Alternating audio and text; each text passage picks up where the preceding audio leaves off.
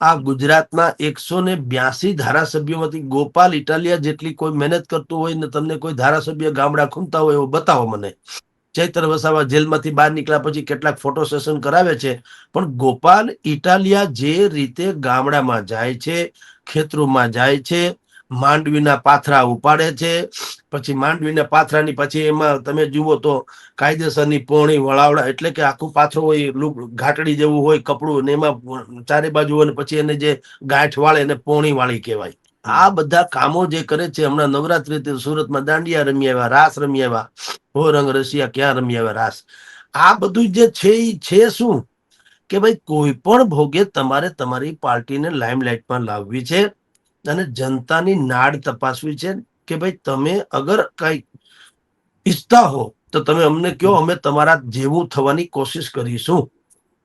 આ જે પ્રયોગ છે એ કોંગ્રેસ કેમ નથી કરતી એ પણ સવાલ છે. ભારતીય જનતા પાર્ટી માને છે કે એને જરૂર નથી.